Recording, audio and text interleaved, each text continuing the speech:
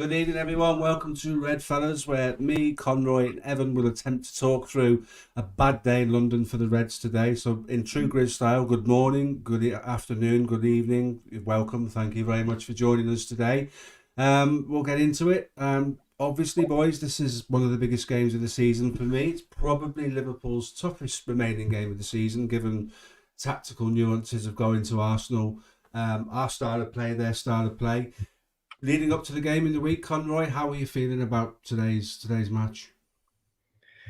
Um, yeah, to be honest, I think it was going to be a hard game. I think the FA Cup game was one of them that I think following it we're absolutely buzzing. But if you reassess it, the performance started very slow, had players missing, and Arsenal started off. The press was fantastic that game, and if it hadn't been for numerous missed chances by them, we wouldn't have got the result and got through to the next round. So I was a bit apprehensive with that, but I felt like we had enough just to ride the storm the first 20-25 minutes, the Emirates, and then just our our attacking depth or our just our quality after they've kind of gave us that momentum at the start. When it eases off, once they get a bit nervous, I felt we'd be able to then, especially in the second half, take advantage of that. So I was a bit nervous going into the game. I felt like for someone who, if you look at the stats, we actually do get good results at the Emirates. I'm always quite nervous. I just feel like we never. I've said it before. At times when we go there, we never, in the past especially, never put them to the sword. I know that's changed as of late, but it's a bit like Old Trafford with me. I just got that in my head when it comes to these games. So yeah, I was a bit nervous, to be honest. We've definitely been in a lot better performance form recently. The results have been on amazing form, but I think the performances did definitely change going into this game. However, yeah, it's so it's so tight now. Small margins can be massive. So yeah, that was my thinking going into the game, Steve. Evan, I was thinking along the lines of the last two games we played. Obviously the game when we got it back, drew the game, and then the cup game itself. First 20 minutes, half an hour, Arsenal could have taken both of those fixtures away from us, and we'd have had no part to play in them. Your thoughts? You're a statistician. You're a man that looks at history. You're a man that understands results and things and draws conclusions from all of that stuff. What were your feelings? Did you share concerns that this Arsenal side might go for it right from the word go because of the last two performances? Well, yeah, they have to, it's as big of a game for them as it is for us. And to get at our throats immediately, that's them taking full advantage of the, home pitch advantage and all that stuff. Absolutely makes sense for them to go for the fast start, go for the jugular, as opposed to trying to grow into the game, which is maybe what you try to do when you're playing away from home, just subtle mind games of things happening on the pitch. But it's been a while since Arsenal were a free hit for Liverpool. We think about how it was, from about 2017 to 2021, 2022, yeah, something like that. Arsenal was a highly lucrative fixture for Liverpool Football Club, but obviously they've come leaps and bounds, and they've bought pretty well in the market, and it's showing. They are comfortably a top three team in the league. The table doesn't lie. So going into this, I was not expecting anything close to an easy game. This is clearly the second hardest fixture remaining for us this season. Um, there's just nothing really to say, and especially because in the 48 hours prior to kickoff, we were presented with injury headaches we perhaps didn't know that we had. Nunez with a swollen foot, Soboslai with some last minute soreness, I believe in the hamstring or the groin. So it became cloudier and cloudier as kickoff approached. So before kickoff, I asked a friend, "Would you take a draw?" He said, "Yes." You? I said, "Yes, I would." And obviously, in hindsight, we would take one now. I totally agree. I would have taken one also. That's a difficult place to go. Conroy Evan touched on team selection there. Obvious candidates for a recall would have been Andy Robertson at left back. Obviously, the sad news of Conor Bradley's dad passing away, and all Liverpool fans, this channel included, sends condolences and deepest sympathies to the Bradley family. And what is a difficult time where football really isn't important. So our thoughts with that family at this moment in time. So there could have been changes at fullback. Obviously, one was enforced with Trent coming back in, and that sounds mad to say it was an enforced change and we bring in the best right back in the world. But there was a conversation to be had prior to obviously those developments. Into midfield, we lose Soboslai. We know Endo's on his way home. I'm going to ask you about midfield in particular, Conroy, because Ryan Gravenberch is a little bit of an unknown quantity in a game like this. Was there a particular part of the team selection that you thought about, that troubled you, that you were concerned about? Would you have done anything differently? I think with the options you had, I understood, why Robertson didn't get started straight away. Gomez has been playing pretty well at the left back position, and I get that. You maybe don't want to rush Robertson back as well. Give him 20 minutes here, 20 minutes there. Completely get that. And again, Trent, we obviously the Connor Bradley situation, you understand that. I'd say with Gravenberch, looking at the options on the bench, obviously the one you could look at is put Elliott in that midfield. I think he just felt that we've said before, Gravenberch seems like he's definitely got the potential there, and what he can do and physical attributes in that position. But again, today was one of them that we discussed this last week actually, about I think in the future he definitely has that potential, but this season's probably not going to be one where he's going to set the world alight and probably follow up with average or poor performances. I understand why. The only one I would look at is maybe Elliot in that position. However, I know you might say that the way they were operating Trent today is slightly different as well. Would that have impacted where Elliot, that kind of little pocket he finds? But I think in hindsight that could have been one as well. The only one thing is when I think about Gravenberch, I think about like an athlete, but obviously in transition, especially sometimes I'm always a bit apprehensive with Jones and Elliot being the two number eights there. But maybe I should look at Gravenberch the same way, to be honest, because I think when I see him, I feel like he can cover ground quickly. But that's one of the weaknesses, or potentially one of the weaknesses in his game as well. But for me, I was okay. I felt like there's still enough in that squad to get the result. I don't want to, after today, be like, oh, there's not good enough players to win the game, because there's absolutely enough quality in that team. The only one for me was, firstly, would be the way we're operating Trent. I was interested to see how we'd done that going into the game, and secondly, the Nunez shout is like, I know he'd mentioned during the midweek about intensity, maybe needs a bit of a break and come on during the game.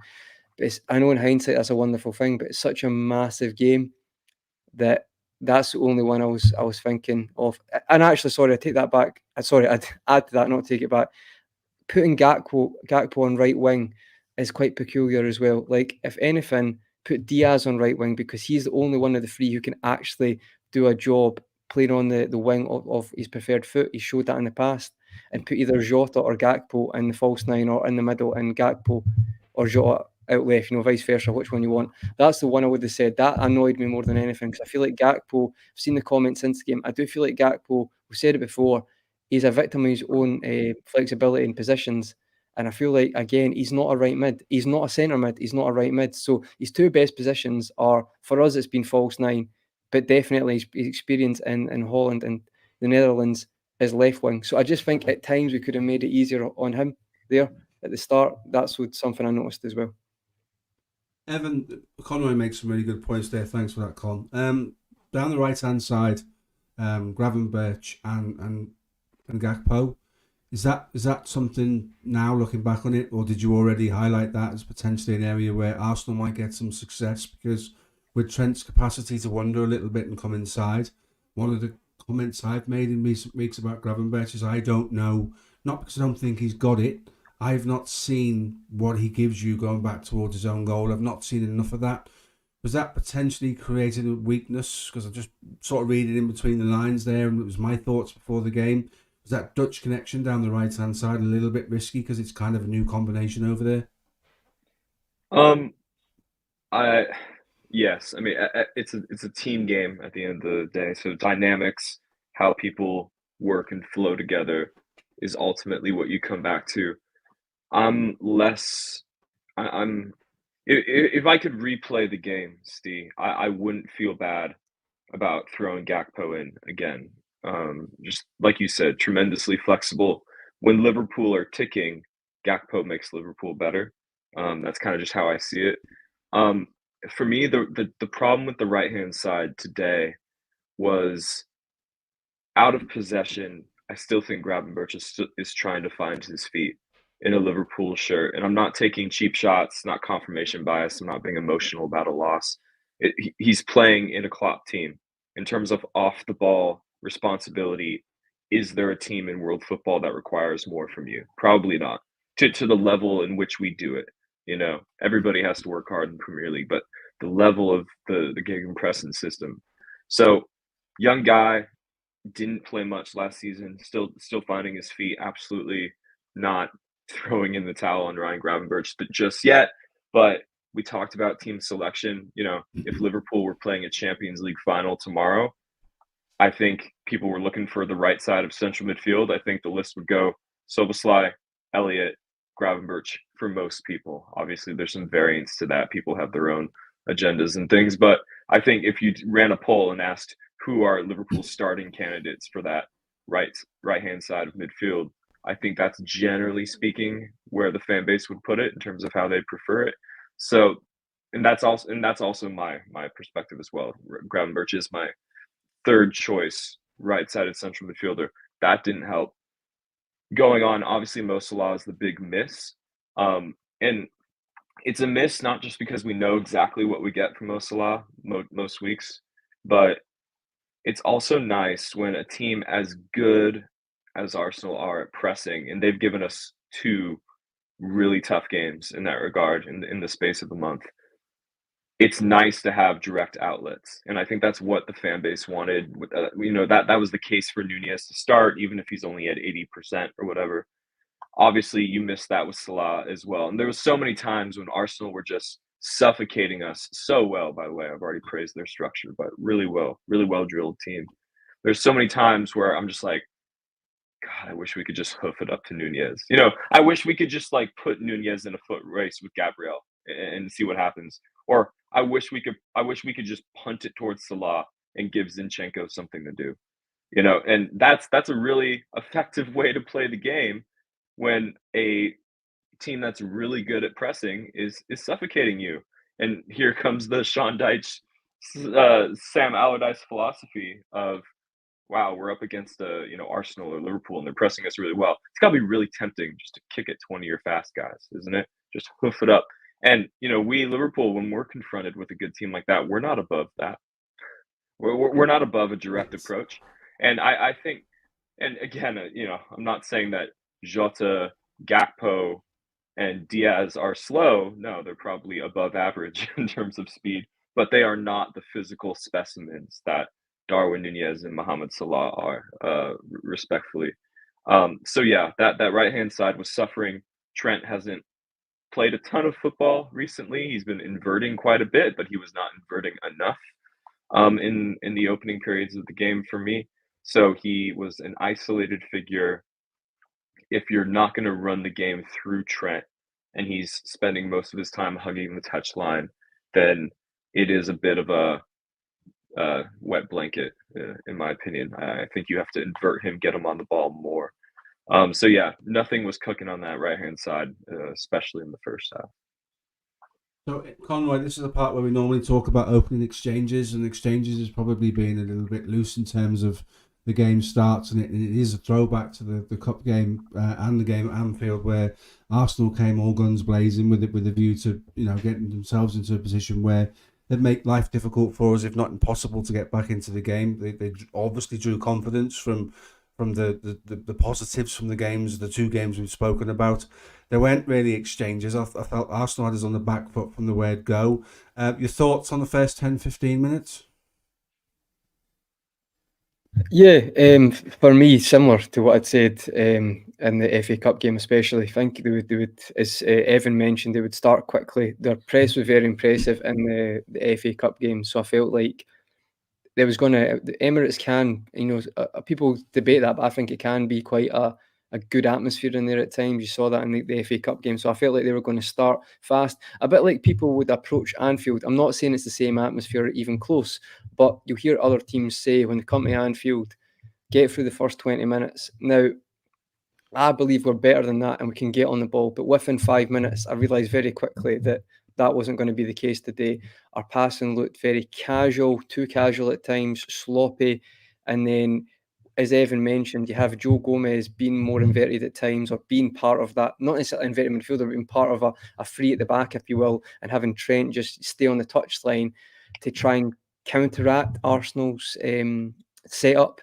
But that just didn't really work, to be honest. And again, hindsight's a wonderful thing, but you felt like he's your best playmaker by far. He is. That's his strength. Maybe let's just play the game through him, and that will allow us to relieve a bit of the pressure. So that was a weird tactic, to be honest. But yeah, I thought it would be like that. I can accept that, and we actually got through that period. Well, I thought we were going to get through it up until the fifth, I think the 13th or 14th minute. But it wasn't the first chance Arsenal created. They were cutting through us, and I have to say, I felt some of the football that Arteta's side performed, some of the one touch, or being brave. They were very brave at the start. I mean, you've got to give credit. I know we're going to speak about the goal, but again, it is being brave from the back and try to cut through us, and it worked. But yeah, I think it was okay. You can have those periods, like you're not better than other teams. You just have to stay calm when that happens. So again, wasn't too shocked at that, Steve. Yeah, I think you're right. It was difficult, and the press. We'll talk about the press a bit more, because that was a feature throughout the game. I think at times we made it easy for them to press. So Conroy mentions the goal there, Evan. So we'll get you to give us your thoughts on Arsenal's opening goal, and what and where could we have done things differently. Well, all three goals we conceded today were a comedy of errors. But the first one, I think, is like four errors just like in a row, just like bang, bang, bang, bang, bang, and then they score. So for me, from just like how much it annoyed me, the first goal annoys me the most. Again, but there's no wrong answers here, because like I said, they were all kind of shit goals to concede. But the first one's annoying because your center backs get caught doing the thing where one closes down, one drops off, then the one that drops off is now all of a sudden playing everybody on side, and the one who stepped up is all of a sudden out of the picture. It looks very amateurish. It looks very sort of Sunday league from two guys who I still think are some of the finest defenders on the planet, obviously. So that makes it a tougher pill to swallow. If it had been Jarrell Quansah sort of having that breakdown in communication with his partner, or not knowing where to be in relation to the rest of the back line, I think we all find it a bit easier to stomach. That's a young guy, inexperienced guy. And Konate's still on the younger side of things, but this is a guy that has played in the Champions League final. I consider him a top 5 defender in the league for sure. So to see him sort of not be on the same page as Van Dijk, or Van Dijk not on the same page as him, again, it's just always a bad look when your center backs do this. That can't really happen. No good thing has ever happened when center backs go in opposite directions of each other vertically on a football pitch. It doesn't usually end well. It's cruel because Alisson, the greatest 1v1 goalkeeper I've ever seen in my life, potentially the greatest keeper I've ever seen in my life, smothers what is an underwhelming finish from Kai Havertz. Kai Havertz should be doing a lot better. Alisson easily saves. Saka's there to mop up, and it's a bit cruel because Konate almost makes up for his error. He almost gets across to prevent the tap in. But yeah, that goal is that one was hard to take. Specifically, just staying with you, I'm going to ask you another question on that. When you freeze frame that to the point where they play the ball that splits the line, I'm looking at Van Dijk and I'm thinking, with all of your experience and all of what you are, why are you so far advanced up the pitch? I know we defend with risk and we try and nick the ball, so we're at a point where we can be on the attack. But away at Arsenal, under that kind of pressure, is there a case to say don't be in that space? And you talk about the fact that they do what they do and it kills the centre backs don't do that, and quite rightly, you give Alisson Becker credit, and then the sequence of events don't help him. I see quite often when we can see goals that our centre backs jump out. They jump out into the base of the midfield to try and try and pinch the ball. And Van Dijk speaks about defending with risk. Is it horses for courses? Should we be trying to do that against the side that if you do that, you find yourself out of position and you give Martin Odegaard the ball, he will find somebody that in turn will hurt you, and that's what comes to pass. So is there, and it's easy to talk in hindsight, and I get that, but there are questions to be asked, and there are answers to be shared amongst your friends and the people that you speak about football with.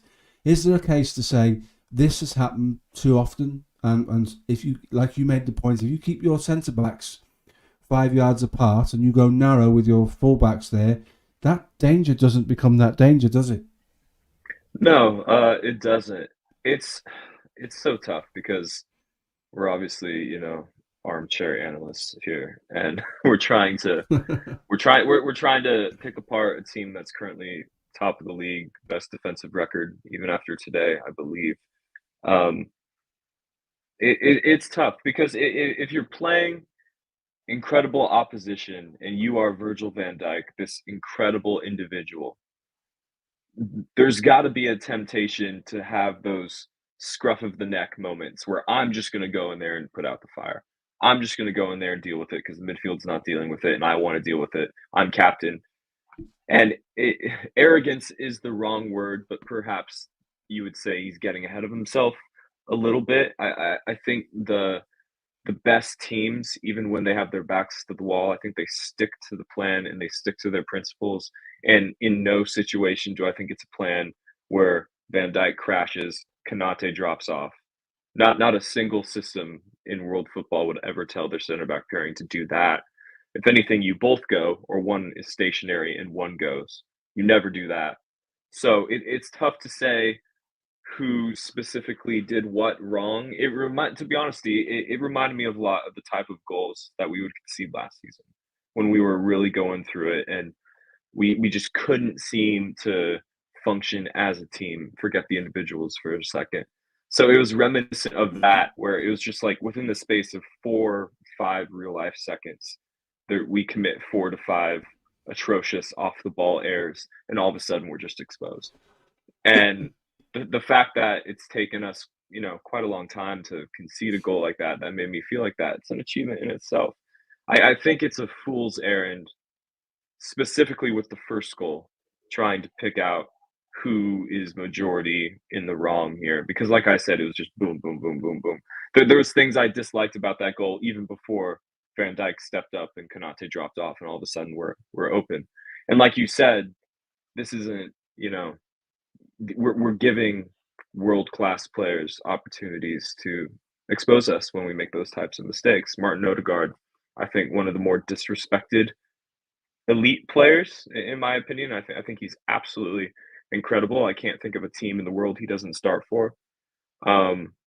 So yeah, you get punished when you make those types of mistakes. But first goal is such a collection of errors from a systematic perspective that I struggle to know where to park the blame. I think some of those decisions are born out of frustration, trying to buck the trend of how the game's going, trying to get a foothold, trying to do something different, trying to find a way to break down the pressure that we were under, and it doesn't work. And invariably, as you're quite right, Odegaard is deserves his credit. He's a superb footballer, and you give him that time, he will find the person that hurt you. So Conroy, the first half rumbles on, and we don't really make much of an effort to try and recover the ground. We don't create a chance. We don't have a shot at goal. We're a little bit disjointed in terms of our passing. Our press isn't a feature because we're being pressed. And then lo and behold, a couple of minutes before the end of the first half, we're absolutely gifted an equaliser. I still can't understand how all that comes to pass. So I'm going to give you the job of explaining to all those people who have joined us today to talk us through that calamitous own goal, because it was a game of calamitous goals. Let's talk about Arsenal's own goal and our equaliser. Yeah, you've caught me at a blank, Steve, in the sense of I can explain the final part of the goal, but I've actually forgot who played. Just went blank. You remind me who plays the ball through. I actually completely forgot there. Evan, can you remember who slot the ball through? It was Gravenberch who played the ball through to Diaz. Yes, Gravenberch completely went a blank there. Yeah, so it's getting to half-time, and let's be honest, firstly, guys, I think we're all in the same boat here, and I think Carragher said this as well. I was happy getting to half-time at 1-0, to be honest. because the few chances Arsenal had, especially half chances where it was like, especially the Odegaard one where Van Dijk actually makes a great block, but there was moments where if they played a different pass, it could have been 2-3-0 at half time. Like we were created absolutely nothing, outplayed. So in that moment, I think you have to look at it half full in the sense of we could have been further behind. Let's get to half time. Let's come out for the second half. The final minute of the half, Gravenberch plays the ball over. It's Gabriel. He lets it run. Diaz is chasing in behind, and it's actually quite clever play by Diaz. Gabriel lets it run in behind and allows, instead of just dealing with it, like we're going to talk about how centre backs, the basics of being a centre back would just clear the ball if in doubt. Sometimes I think it's I say it all the time, it's a simple game for complicated people, and I think we can talk about that later. Instead of doing that, he wants to think about we're going to go on another attack, even though it's the last minute of the half. So letting it run to Rhea or hitting it for a throw, if you're risk assessing that, you're not going to get another chance, really. So he tries to let it run. Diaz kind of calls him very cleverly, and this annoys me. A lot of players don't do this. Sometimes when a centre back just like holds him off, and then they just run at his arm where he's holding off instead of running in behind him or just trying to make him think. With Diaz is quite clever. Fakes to go in where he's holding off that direction of the ball, sneaks in at the back, and then gets in between Gabriel and Rhea. It's Saliba and Rhea. Sorry, so it's Saliba gets behind there, or is it Gabriel? I can't remember. Gets there and then hits the ball back across. It hits off the hand of Gabriel. Possibly could have been a penalty. Jota's complaining about it before it goes over the line, but it does squirm over the line, and somehow we are at 1-1. To be honest, beggar's belief. Do not know how that happened. Massive bit of luck. Good play by Diaz. You have to give him it. If you don't buy a ticket, you can't win the lottery. But at that moment, I think we could all say we're in shock that it's 1-1. And do you know what we should do then? Because as the chat's going to say, the stadium is dead silent. The confidence is drained from Arsenal. You know what we should do then? Let's not make any mistakes on our side. Let's make sure we take advantage of that luck. Because you know what top teams do? See, when they get luck like that, they take advantage of it. What they don't do is somehow outdo that mistake in the second half. And we're going to speak about that. But to me, that's what's the most. I didn't think I was that annoyed. Started going through the game again. I can feel myself getting angry because ultimately, you don't get luck like that often in football. And see, when you do, take advantage of it because that's what top teams do. But we're going to speak about what we done in the second half. I'll stay with you. So we go into half time. So too often in the last couple of years, I've looked at the team and thought, can't wait for half time. Really want an opportunity for Klopp to talk to these boys, make the subtle tactical changes, move people around, do little different things with them. I'll come to you, Evan, because I don't know how long Conroy's going to be away for. Does the goal change the half-time team talk? Does it then become less of a sort of a passionate team talk, if you like? Because there were things we needed to fix, and we suddenly got given a leg up in terms of the equaliser, didn't we? Do you think that changes the attitude and the positioning of the half-time team talk? Because we come out and start well for a couple of minutes, but we don't sustain it. Would you think we would have benefited more from a more of an intense team talk based on the first half performance, maybe? I'd have been shocked if a goal of that nature scored when it was scored changed anything in the team talk. When you only have 15 minutes to talk to the team in between halves, you're not going to you're not going to be like, oh well, those other 44 minutes that were crap. All of a sudden, it's fine because we're going in level. No, I think Klopp. I don't think he would have said anything differently had that ball not trickled over the line. I don't think it really made a difference. It's a blessing. It's a bit of a lucky goal, but Saliba does not deal with that situation very well at all. I'm glad the ball went over the line because then, VAR would have been placed in a position where they would have had to retroactively award a penalty for an obvious handball. And obviously, they're not very good at that.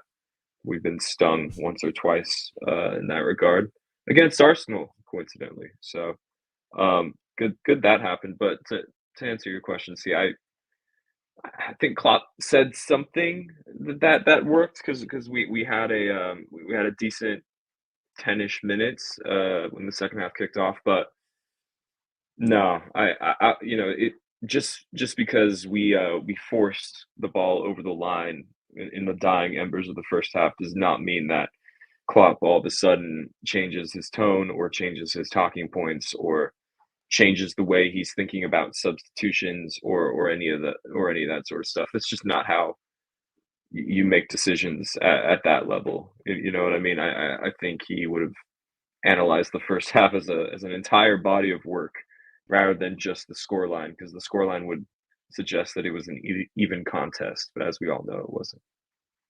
Well, Conroy, we'll have a bit of fun before we get to your thoughts on the second half. In terms of the handball, you're Mr. PGMOL. You've given us the common sense approach many occasions during these shows. Where would your confidence be in terms of if the goal doesn't go in and it's stopped and it's cleared? Where do you think that goes? Do you think there's enough in that? Because Jota thinks that's a penalty, doesn't he? As you quite rightly alluded to. How confident were you? Would you have been if that had been the situation?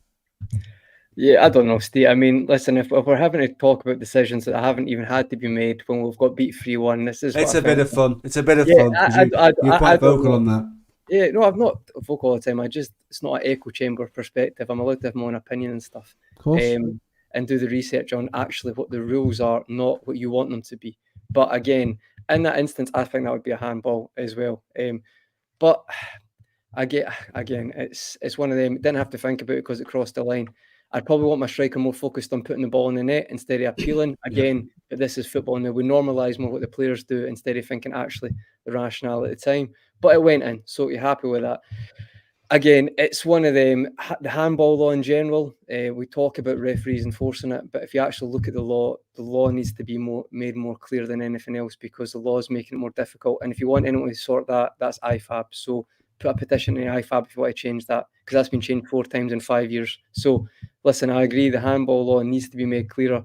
But if it did come to that one, what they'd probably take into consideration, the distance. Is it an unnatural body position? There's lots of things I'd have to look at. I'd have to see that one against the. And just a comment as well. Sorry for getting mixed up on the goal. It was Saliba and it was Gabriel's handballed it. For some reason, I was thinking it was Gabriel, and then Saliba handballed it in, but it was Saliba who he outran. So as much as we will discuss Van Dijk's and Konaté's partnership today. I think Gabriel and Saliba didn't cover themselves in glory as well. And if you talk about the Evan mentioned earlier, these are the two that you would say have been probably spoken about as the two best partnerships, or definitely the top two in the Premier League this year, up with probably Romero and Van de Ven as well. But I know Van de Ven was injured for a little bit as well. So it is interesting, isn't it? You talk about two partnerships to shine in the big game, and they both had errors. So it's one of them. It's football, isn't it? It's funny in the big moments. But it's been a strange season, to be honest, guys. See, when you think about like the results during the week, like Luton beating Brighton 4-0, like 4-4 yesterday. It's been a strange season for consistency from like performances or teams expecting to get results, or even favourites in games. It's just been a bit of a weird one. Barring our unbeaten run, that has been very consistent, unfortunately, until today. But Steve, I was just going to say to you as well, sent a message in the chat, just so let me know when to put that up. Yeah, let's do it now. So if you can bring that up, mate. What you're going to say, we're at half time, so it's a good point to share with you our channel sponsors, our show sponsors, which is yourfootcard.com. So Conroy, you got the on production today. If you can bring up the page for me, please. And don't forget, guys, when you go here and you order something, use the code Redfellas for 15% off. I've not got anything behind me like Grizz has a number of them behind him. He normally shares you with them. You can get your own like Grizz has. You can have some of the ones in the bottom right hand corner there. You could have Salah, you could have Alisson, you could have Van Dijk. They also have a really good function where you can have a chat with them and tell them what you want. There's a go-to, like an online chat. Those are some of the examples you can have. You can put your children in there if you've got children. You can put yourself in there. There's some classic examples of EAFC cards there. You can put future signings in there. You can put some of the golden greats of Liverpool Football Club in there. These are the artwork on them, as you can see in these pictures, is really, really good. Very high quality. And as I said before, the three of us on the show today don't have these, but Grizz does, and they are really, really good quality. And as you can see, they're massive and they make a nice present for somebody. So always very grateful to our show sponsors, yourfootcard.com. Head on over there, use the code Redfellas, get yourself 15% off, fill your boots and get loads of cards. Absolutely do it. Great sponsors. Thanks again, guys. So, come out for the second half, as Conroy alludes to there. Well, both you did. We had 10 minutes where we seemed to galvanise ourselves a little bit. Luis Diaz, in particular, showed up well with a few dribbles and trying to get a few shots off, which were blocked. But we can't ignore the elephant in the room, and that is the second goal for Arsenal, which is we talk about people doing things properly and defending properly, and I'll come to you, Evan, on this one.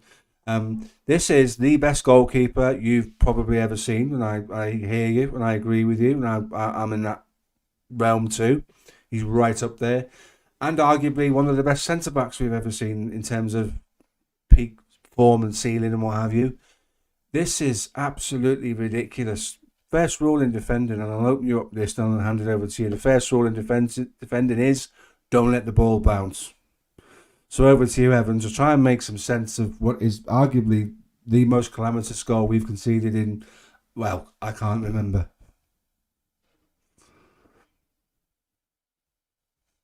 You're on mute, buddy.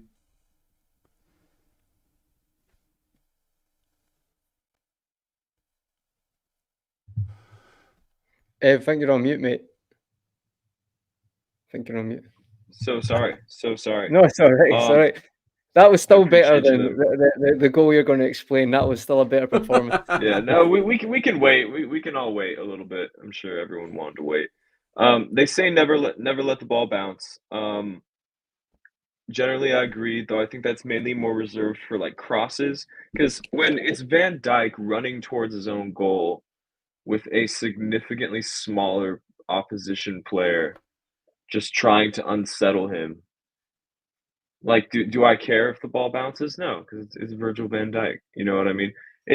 And I would say the same for Konate or Matip. You know, and any of these other first team guys. I mean, it's I don't know. They get caught in purgatory, Van Dijk and Allison, and I see people running polls on Twitter saying whose fault was it? I was like, it doesn't fucking matter. Not only does it not matter, generally speaking, but it doesn't matter because both of these players, Van Dijk and Allison, are in identical positions in terms of credit in the bank. You already mentioned it, Steve. This is by some distance the greatest goalkeeper to ever play for Liverpool. This is by some distance the greatest defender to ever play for Liverpool. These are guys, they are first ballot Premier League Hall of Famers when the time comes. So even if you think it's overwhelmingly Van Dijk's fault instead of Allison's or vice versa, it doesn't matter because you arrive at the same place. Well, this guy's allowed to make a mistake or two. It's a disgusting goal to concede. I'm not trying to play down how we should all feel about it because obviously that's trash. You know, that's not cool. The only issue I have is sort of, I guess, with the reaction. You know, we're allowed. Obviously, we just lost to a title rival. We're allowed to be emotional, but a lot of it is in the wording. You know, people saying, "Oh, these are unforgivable errors." I'm like, really? These two guys? They don't have credit in the bank with you guys. What do you mean unforgivable? You know, so you're allowed to react, but just don't get defensive when people call out your wording.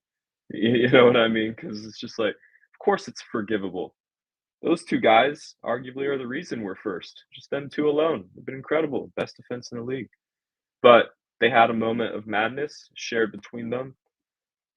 If you say Van Dijk should have headed it back to him or cleared it first, I hear that. If you say Allison needs to shout Van Dijk away and just tell him to get out of the way so he can hoof it, I hear that too. Any situation that ends up with not what actually happened, I am in support of, because just do anything besides what happened. I don't care. You know, it's annoying. It's really annoying. The most annoying part about that goal, and obviously we could have a whole show devoted to how annoying that goal was to concede. The most annoying part is that Arsenal are a really good team, and we let a really good team score a goal like that. You know, if we're gonna concede to Arsenal, I would like it to be because they're really fucking good, and no other reason. You know, because they are. That's the truth. They're really good at football. But the goals, with the second goal being the prime example of it, the goals that we allowed them to concede today were not the goals that we imagined conceding to Arsenal. in our nightmares last night.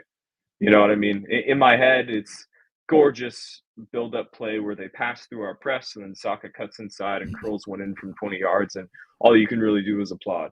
That's the type of goal I would like to concede to Arsenal. I don't want to concede this to Arsenal because you could technically concede that goal to Carlisle United. You know, does this make sense? You know, it's just the quality of goal that we conceded today that bothers me more than what this individual should have been doing or that individual should have been doing. But yeah, it's this is my last point on it before I'll pass it because I'm sure you guys want to talk about it too. But the most annoying part about it is that I would be comfortable with letting Van Dijk and Allison handle that situation again a million more times. Yeah. And I wouldn't be nervous once because they're so imperious and 99.9% of the time completely in control of that situation. So for them to not be in control of that situation on this occasion just adds to the frustration. But watch your reactions, people. These are the best players to ever play for Liverpool, arguably. Yeah, reactions being a key thing. Conroy, do you share Evan's sentiments? Did you have, prior to listening to that, did you have a different point of view? Because I think there are some culpable areas within that you know, I get Evan's point, well articulated as ever, and I get it would be nice to concede a worldie rather than a goal of that nature. That's absolutely on the money in terms of an analogy of what we saw. But coming into this, you knew we were going to talk about this. You knew that someone was going to cop a little bit of flack, somebody maybe more so than somebody else. But for the magnitude of the players involved in that situation, your thoughts? Do you concur with Evan, or do you have a different take? No, I think I agree with a lot of what Evan said. I think, firstly, as well, this is what happens. It's such a extremist nature, and especially with social media when it comes to football, that it's like it doesn't matter what you done yesterday. What the last game is, that sums up your career, and you just see it. Nothing can just be in context now. Everything seems to be, oh, that's it now, like saying stuff like unforgivable and all that. It's, you know, there's never really context to a lot of things now, which I think in general is quite frustrating, to be honest. But that's social media for you. It is what it is. For me, I think the mistake is that what annoys me about it is I felt like because it's such a big game that I get your point about not letting it bounce, Evan, I do, but I think just in that one, it was like quite a strange ball, the way it was kind of landed, because it was kind of like, it wasn't, if it had a bit more pace on it, it was like he'd clearly just let that roll back to Gordon and just touch it back to the keeper. But it did, because it kind of came out of the air quite quickly, it just dropped down. I felt like he could have just, in that moment in decision, either just headed it out wide, headed it back. And I just feel like he let it bounce in that uncertainty. And he also probably was surprised that Martinelli went, I'm not scared of you, I'm going to barge into you as well. And even his reaction, he's more bored about and astounded that, like, oh, he's done that, like, to him, instead of where the ball is. Now, I'm not saying that he's meant that, but that's just when it slowed down, it looks like that. For me, it was like probably he was a bit surprised that Martinelli was not afraid to put that kind of physical pressure on him. And you're always going to give yourself a chance that can happen. But ultimately, as Evan said, if you do that 9 times out of 10, or even 99 times out of 100, it is really only, you'd feel comfortable if they'd done that again. It's just in that moment. The frustrating thing for me was we had our bit of luck in the first half getting back into the game, and it just felt like it was one of them to kind of err on the side of caution when Arsenal really weren't cutting through at that time. And it's maybe just my kind of outlook in football. I hate unnecessary goals. It's the most annoying thing in football. And I don't mean, you know, where like someone blocks a cross or a keeper can't get a full hand in, it goes bottom corner. I mean goals like that, goals that just like really should not happen at a top profession. Like that should not happen. And I find them so frustrating because it's like you've allowed that stadium to was quiet to build momentum. Momentum is, Jurgen Klopp is the biggest advocate of momentum. As soon as that went, and I looked at that team and I went, nah, we're not going to create another chance today, because they just didn't have it in them for the first half, done a little bit second half. But as soon as that went, and I just felt that crushed everything, which I probably shouldn't have outlook, should I have more confidence in my team to be able to turn that around. But I just felt you can feel a game, and it didn't feel in that moment that they were going to be able to come back from that momentum change, because we weren't great all day. And I felt like that was they weren't going to come back from that. And I just feel it was just a really frustrating one to watch. Just see when Martinelli has the ball and there's an empty net, you're just like head in hands. How has this happened? And it's football, isn't it? But you felt like you'd rather that happen than any other game, bar City or Arsenal, because it's just it's so tight right now, and it's small margins make football. And for me, that's why it hurt more, to be honest. But yeah, what's your thoughts on it, Steve? Because obviously me and Evan have given ours. Yeah. And both of you make really good points, and as ever, well presented. I've always been an advocate of deal with the problem at its source, and this is something I've said speaking to you guys for, well, we've all been doing this for a couple of years now, haven't we? And I think if Van Dijk just takes a decision to clear that ball, irrespective of who he's marking and whether he's confident that he can use his frame to shepherd the ball back to Alisson, because we know how that ends up. I think if he just sticks his head on it and heads it back where it came from, then the initial danger's gone. What you're doing there is you're creating variables by not doing that. That one of them could bite you on the arse, and it did, big time. Alisson comes out and has a fresh air shot, and realistically, if you're breaking that down and you're looking at it from an analytical point of view, Alisson shouldn't be in that position to do that. It shouldn't get to that stage. So I'm going to be honest with you. At one stage, what I don't understand is Virgil's running back towards Alisson, trying to communicate with his back to the player, so he doesn't know what he's about to do. So I think there are some fundamental defensive issues there that he's well in credit. So I'm not digging him out for this. I'm not joining the Twitter crusade. I'm not voting in the polls.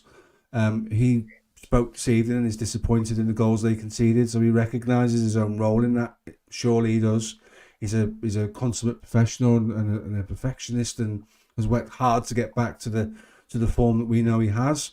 But that will be one come the end of the season, if he sits and looks at things that could have been different. Well, it probably already is thinking about he should have cleared that. So I think when you're involved in football at any level, when you have the opportunity to look at what you've done and what you didn't do, you stop things at the source. And if he heads it back and then there's a secondary Arsenal player coming onto the ball and the ball's played to someone else and someone else scores, well then Van Dijk's done what Van Dijk does as a commanding centre-back. We often praise him because of his IQ, and rightly so. That was a time for belt and braces, just take it, deal with it, get it out of there. You're exactly right, Conroy. We'd had our moment to look, and at that stage before that goes in, I'm sitting there thinking, similarly to what we said at the start of the show, I'd probably be happy if they blew the final whistle in the next 30 seconds and take a 1-1, because both of you have alluded to it. We weren't at the races, so what we don't need to be doing is giving people gifts that if they take them, we don't get back into the game. So I think, we all talk about hindsight being a wonderful thing, and it's been said 3 or 4 times this evening, and quite rightly so. But as the world's leading, or one of the world's leading, if not the world's leading centre-back, he's got to deal with that. Alisson shouldn't be a factor in that. The fact that he has a fresh air shot, we know Alisson's got that in him from time to time, for all the credits in the bank for being the goalkeeper that he is. He has aberrations occasionally and doesn't do what you'd want him to do, but that's normal. He's a human being. People will make mistakes, so I won't vilify him for that. I won't dig him out for that. It's another poll in Twitter I won't go into or get involved in any conversations, but I think all of that danger goes away if Alisson just puts his head on that ball, because Van Dijk just puts his head on that ball because he can deal with it. He can take all the pressure off the team straight away. So we find ourselves 2-1 down. What I want to speak to you about now, because it's interesting to listen to Klopp's comments after the game, and he thought at parts we were in the game during spells, and I would agree with that, but they were very small spells, and they weren't enough to change the course of the game. What he did speak about was he thought the officiating was poor. Now, I don't really think the officiating was poor. I think they got the key decisions right. Konate's is... Come to you, Conroy. Konate, they are 2 yellow cards every day of the week, aren't they? And that's a justifiable sending off. I think, yeah, for me, I think definitely like the second one is like you can't put your hands up and block someone. You can maybe, I think Carragher made a good point, is even if he runs into you, but because he puts his hand towards him, that is a yellow card, second yellow card. I'd say the first one, initially, I think it probably is. Some people were saying it's harsh. It maybe is. For me, it's probably the correct decision. What I would say is when I rewatched that again, I see that Havertz kind of pulls him first. The only thing is, if you're watching that in like live time, you can see, I don't know if it's, I think the Arsenal winger coming around the side, it may be Martinelli at the time. But as soon as that ball bounces, again, talking about letting the ball bounce, the ball is there, and Havertz, if he gets a touch on that, he's going to lay that out wide, and they're in a very, very, very good position then. So I think that's the mindset that's came into that, because by him pulling on back like that, it's denying that opportunity. So for me, I've not got any complaints with that. I'm sure there'll be. I've not even looked on social media. I'm sure there will be. But Kanate gets sent off in the 88th minute. Do you know what I mean? There's a lot of other things that happen in that game there, that we need to focus on ourselves. One of them I just wanted to mention to you guys, if so, not to interrupt the agenda, Steve, but it was the subs. Oh, yeah, carry on. The triple Yeah, sub was the one thing that, to be perfectly honest, we spoke about how great Klopp's tactics have been this season, but that was the one that was like quite strange to me, in the sense of one of them specifically was, I get Trent was poor, I'm not disputing that, but we've all agreed and we're all unanimous that he is the best playmaker in that team. And when we're not having any patterns of play, or we're not playing well, we're not really creating anything, and you bring Nunes, who is lightning, who's the best runner on that team, or one of the best, but he's up there for timing his runs from especially the left wing or coming onto it that way. Why you take Trent off when you know you're not playing well? And I get that he was poor, but I don't think it's a game to make a point of, oh, you're not better than getting taken off. I just think in this game, we weren't creating much. So it was like, if he can get on the ball, and he has got the potential, as we say all the time, to pick out a Hollywood pass that can get us in, I just feel like taking him off when you bring Nunes on was counterproductive, to be honest. Even if you kept him on for 10, 15 minutes, and especially because Gomez was on a yellow card as well, and I get it, Trent wasn't good defensively, I'm not disputing that. I just think you talk about risk reward. I felt like bringing Nunes on and taking your best passer off was just, I didn't agree with that. So I just wanted to get your guys' thoughts on that as well. Just before you respond to that, this is why we love you on Redfellas, because host or not, that's a really good point. It's well made, and it's definitely a conversation piece. Evan, do you share Conroy's, I wouldn't say frustrations, but they're valid questions regards the timing of the substitutions and who the personnel were, and the point about even a Trent that's off pace will still find you with a 60-yard ball, surely. If he's not 100% match fit, Trent, and he's not inverting, and you don't have your usual right-hand side personnel, you're not running the game through him, I don't think it's the game for him, and I don't think starting him was the right call. That's me personally. But then again, all it takes is for Liverpool to win a free kick 25 yards out. He sticks it in the top corner, and all of a sudden it looks like a great decision, right? So I'm making a weak argument, and I acknowledge that. But it's how I feel in my gut, so I got to speak to that. The substitutions probably were the substitutions I would have made. Although the substitutions certainly didn't change things in our favor, I don't think we immediately became better because we made those substitutions. My frustration is mainly in a game where we were kind of just thrown off rhythm by what was available to us in terms of team selection. I think it was incredibly important to get that makeshift, I'll put that in quotations, 11 correct. I don't think Klopp did. So the substitutions might have kind of just been a lost cause, so to speak. It's tough to say. I also just want to say on the refereeing thing really quickly, I think Anthony Taylor had a good game. And 99% of my frustration with referees are around procedural things with PGMOL. I think the second we have to start talking about refs as individuals, that means that the discourse is all of a sudden trash, and it's just not worth talking about. I don't know. It's just stupid. But for the record, I think Anthony Taylor's a good ref, and I thought he had a decent game, and Konate deserved to be sent off. If Gabriel did that twice against us and didn't get 2 yellows for it, I'd be screaming on Twitter and tagging PGMOL and all that stuff. So, yeah, good decisions. I think they got the VAR decisions correct as well. But yeah, on substitutions, I just don't know if it was the type of game where substitutions were going to make all that much of a difference. And that's frustrating because we've gotten so much from substitutions this season. Klopp has been largely perfect. So again, we're now in this situation where oh, people might say he didn't make the right substitutions or he didn't pick the right 11. Yeah, but he spent 99.9% of the season making the correct substitutions. I mean, the points we've gotten off the bench this season, the tides that we've turned off the bench this season, 19 points from losing positions. Klopp's been phenomenal with subs. I just don't know if it was the type of game state where maybe some sideways changes, players who aren't match fit, Robertson, Thiago. I just don't know if it was the type of game where there was just like a missing piece and we just put it on and all of a sudden everything changes. I just don't know if that was the groove that we were in. Yeah, I think, Evan, to be honest, I think maybe I should have reworded what I was saying is, see with the Trent Nunes one in the chat, brings up a good point. I know he was not 100%, so maybe it goes back to the earlier point about the lineups. Maybe, as you said, playing Nunes when Trent was on the park would have been, in hindsight, a better setup, because it would allow you to just constantly go past their press. And so it's maybe, I'd rephrase that as either leave them on for a short period when he came on, and I get it, Trent's not 100%, or start him. And just because I feel like they both work the best when they're both on the park, especially Nunes when he's getting Trent to find him. And Bradley, who's been outstanding recently as well, obviously he wasn't in the team today.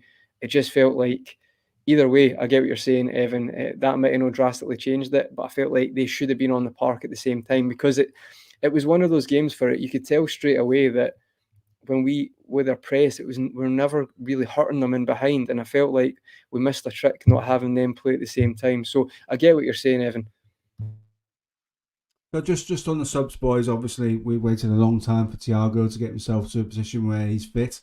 Not perhaps the game today to welcome him back into the fold and expect too much from him with being rusty and not match sharp. If he's fit, he's got a part to play in the remainder of the season, hasn't he? Gives you so much. And the big question is if he stays fit, isn't it? Yeah, we'll see. I mean, again, time will tell on that one. I'll not give it too much. We'll see. Unbelievable footballer. Let's not joke about it. But a lot of fans have probably forgot. You were surprised he was even on the bench today because he's been out for so long. So it'd be great to have him, but I think time will tell on that one. Give it a few. If he's in a few more match squads and you've seen him more regularly on the pitch, definitely. But when it comes to footballer, absolutely. I mean, I actually thought about that today. I was thinking some games where he's just controlled games for us. We could have done with that today, to be perfectly honest. But yeah, time will tell on that one. Steve, again, I'm not gonna. What is it? Count your chickens, as I would say. I think I'll say That's that it. for a moment, and then I'll not count my chickens just yet. Yeah, fair enough. It was worth a mention because we waited so long, haven't we? And it's kind of gone under the radar a little bit because of the nature of the game. Evan, we'll close up. We'll close on the goal scoring element of the game with you, and obviously we lose Karate to a red card, which opens up a bit of a chasm of space down that left hand side, and they bring on Trossard to play in there. Another difficult one to stomach. Van Dijk gets something on the ball. It's another tough goal to watch, isn't it? It's another tough goal to concede. Yeah. Another one where we're kind of just stretched down a man. Luis Diaz is playing fullback. Harvey Elliott versus Trossard, that's a mismatch. I'm sorry. I'm a huge Harvey Elliott advocate, but anytime you have Harvey Elliott essentially in a right back position, the wingers running at him, that's when the game state has devolved into chaos and just not exactly what you trained for or what was intended. That sort of, as soon as I saw him going 1v1 with Elliott, I just knew that the game was kind of just finished there. Obviously, that's the clincher for them, but again, we go down to 10. We're all over the place. Got wingers playing fullback. Not ideal. Not ideal. Trossard. We talk about points off the bench for us, for Liverpool. Trossard for Arsenal as an individual has provided them since he signed, not just this season, but he's provided them some incredible contributions off the bench. I think that was a nice piece of business for them. Just got to tip my cap to that because I always thought I agree. Trossard was, he's a good player who I always thought could play up a level. All due Definitely. respect to Brighton, and I think he's more than at his level in the top four of the Premier League. And then I don't know. You can also just foul that goal like the other two under what the hell? You know what I mean? Just some lame goal that you can see. It's just Arsenal were the deserved winners today, but I want to give them their flowers, and I don't want to sound bitter, but again, I would have liked to have conceded a goal that was more representative of how good they are rather than how poorly we played across the majority of the 90 minutes. You know, I'm sure y'all remember the away defeat at Camp Nou in the 18-19 Champions League 3-0. We played well. We lost 3-0 because they scored some incredible goals and they have Lionel Messi. And, I can make peace with that. You know what I mean? I made peace with that the second the ref blew the whistle at the end of that game. But we conceded 3 times tonight, and it was all just sort of like crap. It was just crap. On another day, that game ends 0-0 with Arsenal dominating, but they, we didn't essentially gift wrap them 3 goals. But credit to Arsenal again. You make your own luck. I don't want to sound like bitter or unwilling to acknowledge them as the great team that they are, because they are. But yeah. But by the time that ball crossed the line for the 3rd goal, I just turned the TV off. There's just no point. It's just I don't even need to see it out. I don't need to see people shake hands. I'm just trying to get a go on, just trying to get over it as quickly as possible. So my head's already at the next fixture. Credit to Arsenal. It's a 3-horse race now. I think you made some really good points there, and I'm going to expand on that a little bit. Arsenal were better at everything today than we were. I think we have to be honest about that. It's a bad day at the office, like you say. We move on, we look at the next fixture. We're still top of the league, even at the end of that game. So I get it that Arsenal celebrated being back in the title race, and they are. It is a 3-horse race. Whether it remains that way, we'll see. It's not games like Liverpool at home that are Arsenal's problem. It's other games that sneak up on them and take points off them. And we're all hoping Brentford can do us a favour tomorrow night against City. It'd be a nice way for Ivan Toney to remind everybody he's back and he's around. So we'll wait and see what happens. So that's more out of hope than reality, boys. But you've got to go there, haven't you? You've got to try it. So Conroy, it seems to me in the press conferences after the game that they're already trying to move on in terms of look, we can't change it. It's done. One of the things we spoke about before we came on air was, how do we reset that and how easy is it to go again? Because for all intents and purposes, had we got a result today, I think the footballing world recognised that might have been the end of Arsenal's title challenge. There's now an added dimension that they're 2 points behind us in second place, albeit having played more games than City. We're okay with this, aren't we? We'll be fine. We'll dust ourselves down. We'll do what we need to do at training at the AXA, and we'll be conditioned, prepared, mentally strong for the next game, won't we? Yeah, I think you don't look too far ahead. You take it game by game. The next game's Burnley at home. As far as I'm aware, I think that's on the 10th of February. So all focus to that game and just, game by game. We had a show a couple of weeks ago where we're breaking down, looking at the fixtures as you do. You're not forgetting the next game, but you're just having a rough look at comparing City, Arsenal, and our fixtures. I think for us, you just do it like that, focus on the next game, get the confidence back, get the performance back, and do that. If I'm looking at it from, absolutely obsessive fan and like every game we can get points, I don't like to do that. But the game at home, if we can get there in a strong position against City, it was always massive. Let's not dispute that. But now it's even got more on that. And I've just hoping that we can keep today could just be seen as a blip, and we just keep the performance. We kick back into gear against Burnley at home and just continue what we've been doing. Bad days at the office, as the comments were saying, it happened to Alec Ferguson team. It happened to a lot of great teams. If it's just a blip, it's not a problem. We get back to business and we focus on that. I think the thing is, maybe having Arsenal there. I don't know how this is going to pan out, because anytime we've been in a title race in the last couple of years, it's just been City. Maybe having another team will help us and try to look positively at that. Maybe it adds another spanner to the works where there's a lot happening. I'm not sure how that's going to go, but for our point of view, game by game, and it's technically still in our hands, so we just need to focus like that. Evan, how do you feel about it? You've moved on, and rightly so. I've moved on. I came into this. I said to Conroy before you came online that sometimes when we lose games, we've all been on in, we've all been seething, we've all had something to say, we've all been really frustrated, really fed up, really angry by what's been played out in front of us. I don't feel that way today. It kind of has it is what it is feeling for me this game. And I'll very quickly eradicate it from sort of footballing memories, and we'll move on and get back in the saddle against Burnley. Clearly, you're in the same position. You feel the same way. You're clearly not concerned about any knock-on effect of this. Interesting point Conroy makes about there now being 3, because we've got to play City and they've got to play. So, will it help us? Will it help us? Will it help us fight City off? Having another, are you grateful for the third team being involved in the race? Yeah, I mean, I'm gonna take off my Liverpool hat and put on my Premier League fan hat for a second. Yeah, more teams in the title race is a good thing, especially us. I mean, if it wasn't for Klopp, we would be the Bundesliga.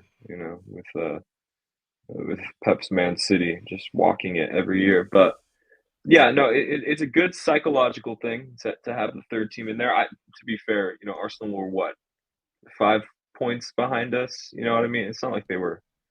It's not like they were floundering. They never really Yeah. went away. They just needed this to be within a game of City and Liverpool, and so I never thought of Arsenal as out of the title race. But you know, I you look around it. I see a lot of players coming back. See a lot of players regaining their match fitness. I don't see anybody currently who wasn't fit enough to play today. They don't have some sort of long-term injury. Trent was not match fit. Thiago was not match fit. Darwin was not match fit. Silva last-minute exclusion due to some soreness. We didn't even know Darwin and Silva weren't going to play until within the last 24 hours.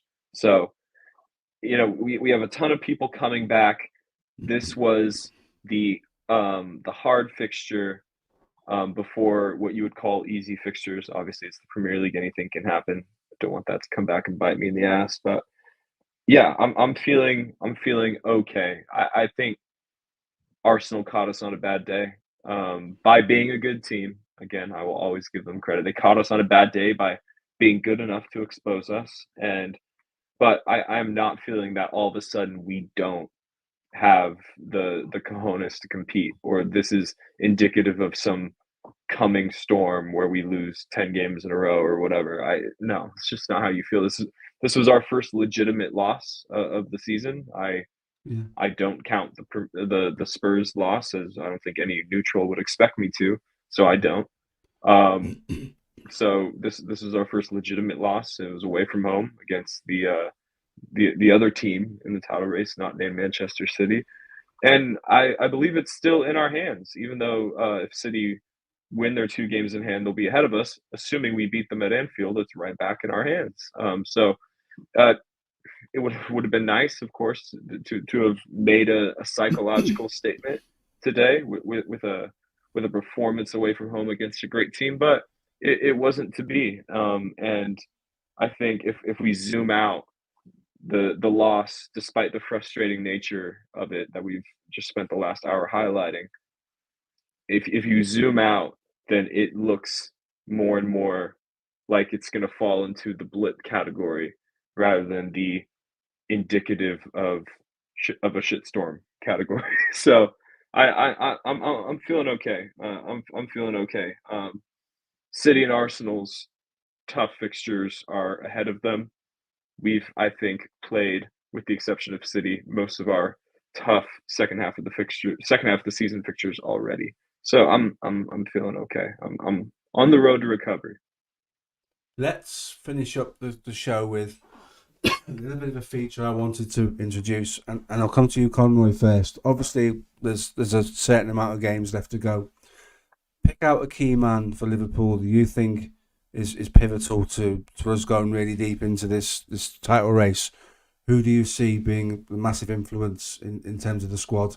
Who's your man? Who's the guy you're going to pin your hopes on to be a leader, to be the catalyst for a genuine title challenge right to the death? Off the top of my head, probably Trent, to be honest. I think he had a poor game today, but he has been one of the best players this season, probably in the Premier League.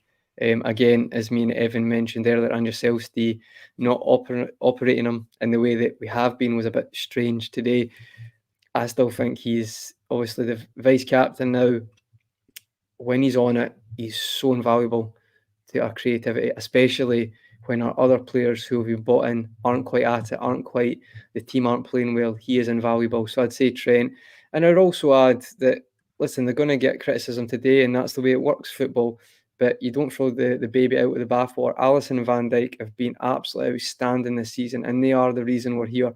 You can't, the reason you have credit in the bank, like, it doesn't mean people, when they get angry and they say, you're poor today, you don't just forget what they've done. And they have been outstanding this season.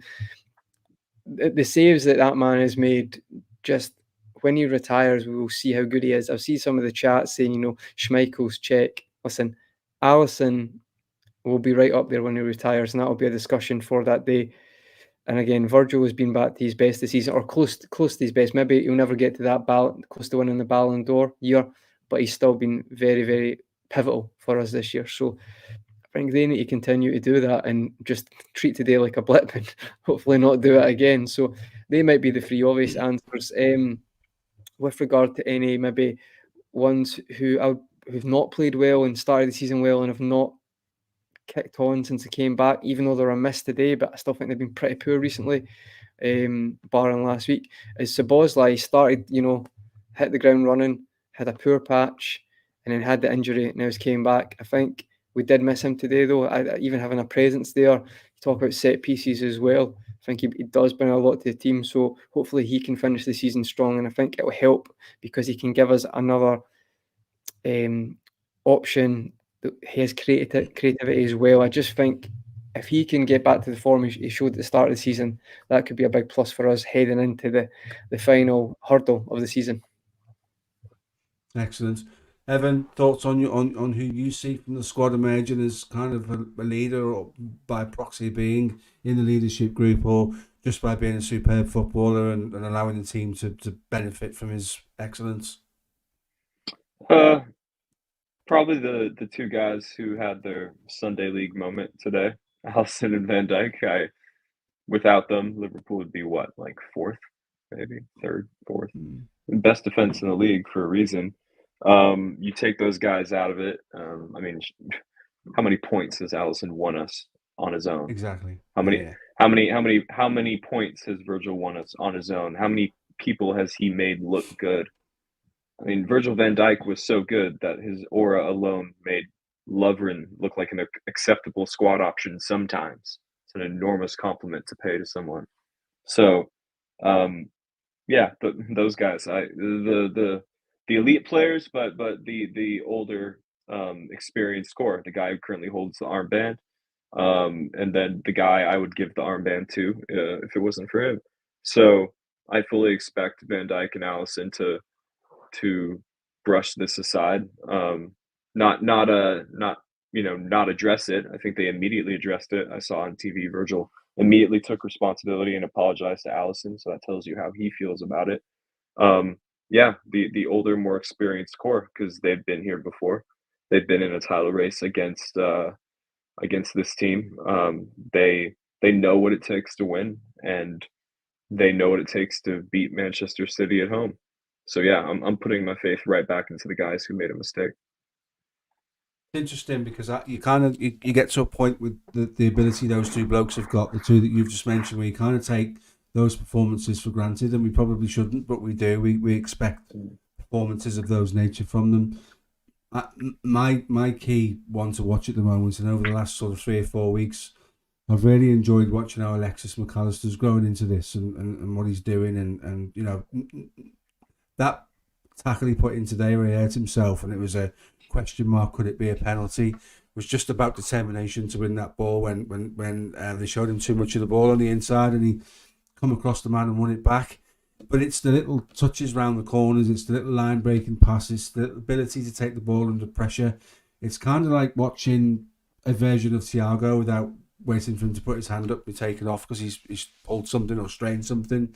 So I think McAllister's going to, for me, is growing into being an absolute key player. I think in years to come, we'll be sat in conversations like this saying, how good is this guy?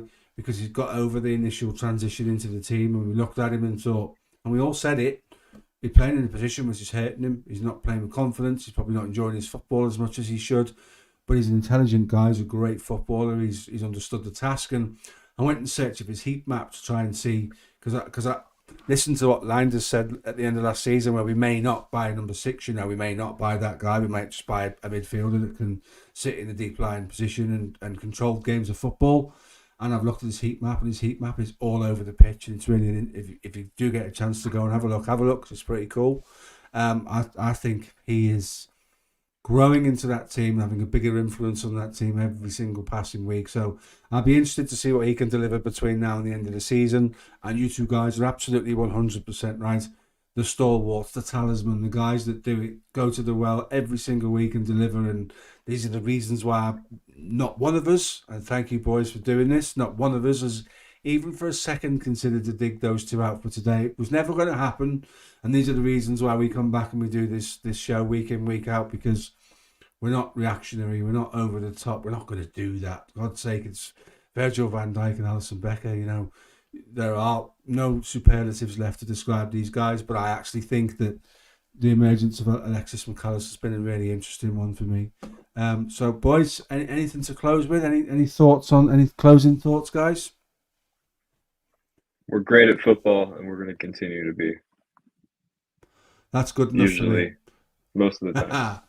Right, everyone who joined us today, those of you in the chat, those of you that hit the like button, those of you that have gone off and opened the page to buy your footcard.com and are currently getting a picture of Evan in a Liverpool shirt, thanks for doing that. We'll be back next week. Grizz will be back amongst us next week to lead the show, but thanks for your contributions in the chat. Thanks for the likes. Thanks for being there. And good night from the Redfellas.